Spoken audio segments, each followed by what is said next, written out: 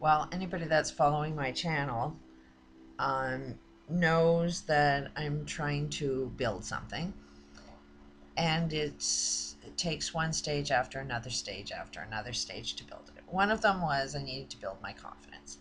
Um, the main one I know at the end of the day is I got to quit this smoking thing. I got to figure out the causes that create this smoking addiction so I will never, ever, ever start smoking again. I've quit many times, and the next time I do quit will be because I never, ever, ever want that addiction in my life, period, ever again.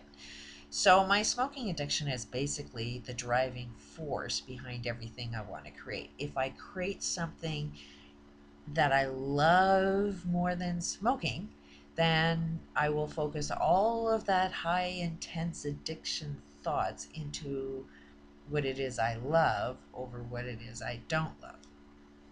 And the more I need to pay attention to myself, I will be more in alignment with myself. So, part of making some changes, the next thing I need to do to change is definitely get up and start my day completely different. Need to be out walking by 6 at 7:30. Those are things that you kind of need to pay attention to. That, okay, do you set yourself a goal and then get yourself off track? Why did you get yourself off track? There's a universal pull out there. The universe is manifesting through you, so you have to know whether that is a positive thing. Are you being attracting what it is you want to experience, and the universe is providing everything you want to experience? It's knowing when somebody out there is pushing you, or when you are pushing somebody else out there. And at all times, um, you are going to be susceptible to what's inside you. So if you believe you are not powerful, then somebody else is more powerful than you. So you have to gain your own personal power and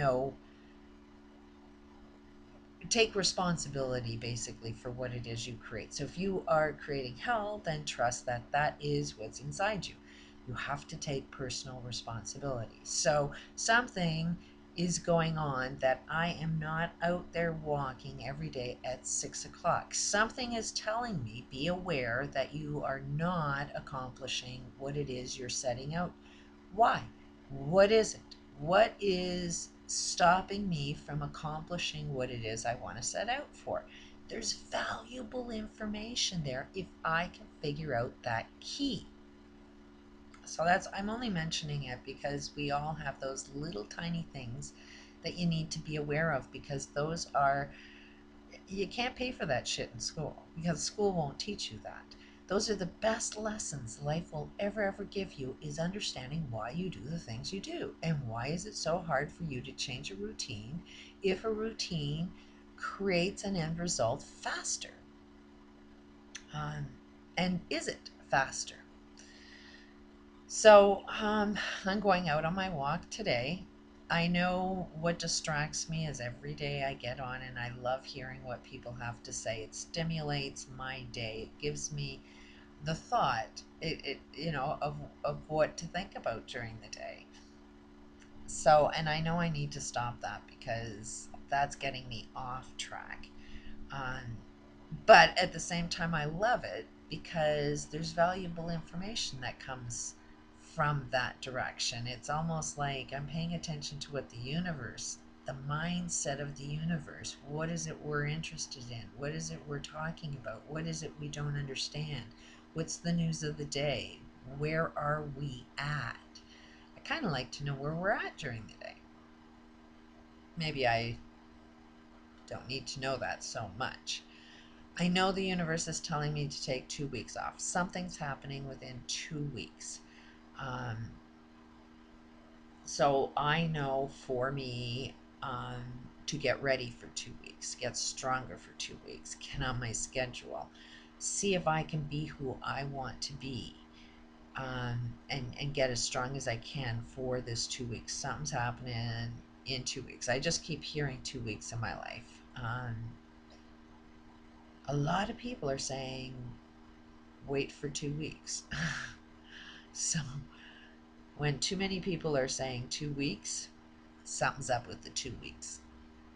And I know there's nothing I can do until that 2 weeks passes other than build myself up. That's the messages I get, is just keep building myself up and getting stronger. And I am stronger the more I am on my own personal path, which is perfect health, which means the addictions will be gone, the perfect health, the working out, the cleaning up of my outer atmosphere will mean that inside me is cleaning up. So those are the things I'm working on for the next 2 weeks. But it is getting really, really exciting. The conversations I'm having, the interest.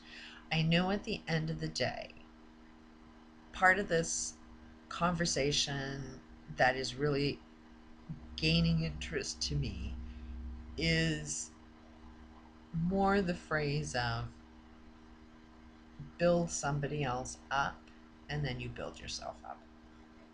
So I know where I'm going to focus so much more of my future is focusing more on building other people up and not so much building myself up. But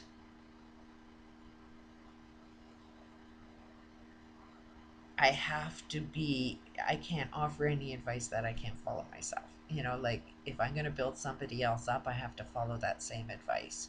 So, that's basically where my next focus is on, is in how many ways can we build each other up. Right now I'm focusing on getting as many of us working. So there's me and someone else, really, really dear subscriber that's going to dive into some really cool programming. Could use more programmers, could use more, I like the phrase he came up with was a round table.